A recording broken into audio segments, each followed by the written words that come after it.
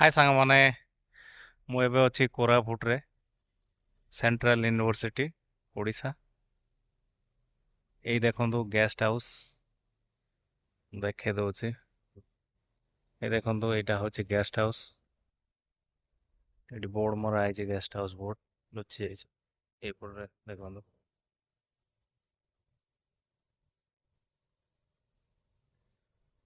ୟାରି ଭିତରେ ମୁଁ ରହୁଛି। ସେପଟରେ ଆମର କଲେଜ ରହୁଛି, ହଷ୍ଟେଲ ରହୁଛି, ସବୁ ସେପଟରେ ରହୁଛି। ଏପଟରେ ମେନ୍ ଗେଟ୍ ଅଛି ବାହାରକୁ ଯିବା ପାଇଁ।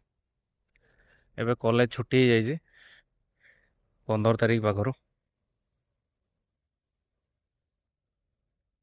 ଏଇପଟେ ବାଟ ଅଛି ଗେଷ୍ଟ ହାଉସ୍ ଭିତରକୁ ଯିବା ପାଇଁ, ଆଉ ଗୋଟେ ସେପଟେ ବାଟ ଅଛି ଯିବା ପାଇଁ। ସେଇପଟେ ଗୋଟେ ବାଟ ଅଛି, ମୁଁ ଏଇପଟେ ଯିବି। ଆଜି ଶନିବାର ଅଛି, ଛୁଟି ଅଛି, କେହି ବି ନାହାନ୍ତି।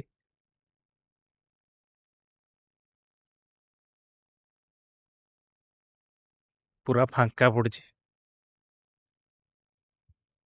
ଏ ଦେଖନ୍ତୁ ଗୋଟେ ବଢିଆ ଆମ୍ବ ଗଛ ହେଇଛି, ଯୋଉଠି ଆମ୍ବ ପ୍ରବଳ ହେଇଛି, କିନ୍ତୁ ବଡ ହେଇନି, ଛୋଟ ଛୋଟ ଆମ୍ବ ହେଇଛି। ଏଇଟା ହଉଛି ଦେଖନ୍ତୁ ପୁରା ଗେଷ୍ଟ ହାଉସ୍। ପୁରା ବହୁତ ବଡ ବିଲ୍ଡିଂ ଟା ଅଛି। ଏଇଠି ସବୁ ଗାଡି ଆସିକି ରୁହେ। Guest house with clerical work ସବୁ ଏବେ ହଉଛି ଏଠି। ଆଡମିନିଷ୍ଟ୍ରେଟିଭ ଡିପାର୍ଟମେଣ୍ଟଟା ଏଇଠି ରହିଛି ଏବେ। ସେପଟରେ ବିଲ୍ଡିଂ ତିଆରି ହଉଛି, ସିଫ୍ଟ ହେଇଯିବ ଅକ୍ଟୋବର ବେଳକୁ। ମୁଁ ଆକ୍ଚୁଆଲି ଅଡ଼ିଟ୍ କାମରେ ଆସିଛି।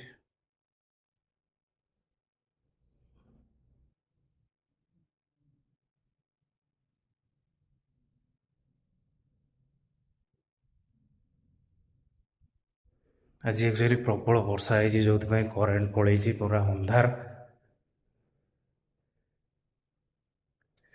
ଏ ଭିତରକୁ ପଶିବେ, ଏଇଟା ହଉଛି ଆମର କ୍ୟାଣ୍ଟିନ୍। କରେଣ୍ଟ ନାହିଁ, ମୁଁ ଲାଇଟ୍ ନାହିଁ, ମୁଁ ଦେଖେଇ ଦଉଛି ସେମିତି। ଏଇଠି କ୍ୟାଣ୍ଟିନ୍,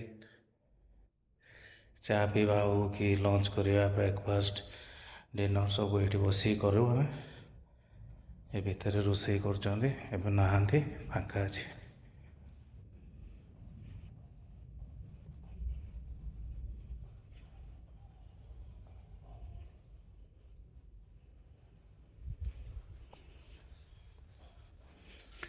ଏବେ ମୁଁ ଯାଉଛି ଉପରକୁ, ଆପଣଙ୍କୁ ଦେଖେଇବି ମୋ ରୁମ୍ କେମିତି ଅଛି, ଯେଉଁଠି ମୁଁ ରହୁଛି, କାମ କରୁଛି।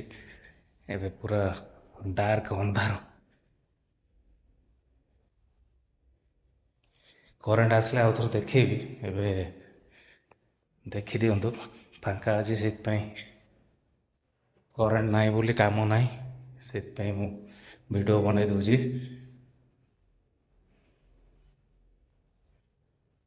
ଫାଷ୍ଟ ଫ୍ଲୋରକୁ ଆସିଲେ এইটা হচ্ছে ରୁମ୍। ଲାଇକ୍ ଏଇଟା ସବୁ ମୋର ସିଷ୍ଟମ୍ ଲାଗିଛି। ଏଠି ବେଡ୍ ପଡ଼ିଛି। ଏଇଠି ବାହାରେ ଏକ ବାଲକୁନି, ବାଲକୁନିରେ ବସିକି ବାହାରକୁ ପୁରା ଦେଖିବ, ଏନ୍ଜୟ କରିବ। ଏଠି ସିଟ୍ ଗୋଟେ ପଡ଼ିଛି, ଏଠି ମିରର ଲାଗିଛି, ଜିନିଷ ରଖିବ। ଆମର ସବୁ ଏଠି ଆମର ସବୁ କପଡ଼ା ରହିବା କଥା, କିନ୍ତୁ ଆମର ଏତେ କାମ ଅଛି ଆକାଉଣ୍ଟସରେ, ସବୁ ଫାଇଲ୍ ରଖା ହେଇଛି, ଆଉ ଜାଗା ନାହିଁ। ଏଠି ବି ଆମର ଦେଖନ୍ତୁ ଫାଇଲ୍ ସବୁ ତଳେ ପଡ଼ିଛି, ଜାଗା ନାହିଁ ବୋଲି। ମାର୍ଚ୍ଚ ମାସର ଦୁଇଟା ସିଷ୍ଟମ୍ ଲାଗିଛି 2 ଜଣ ପିଲା ପାଇଁ।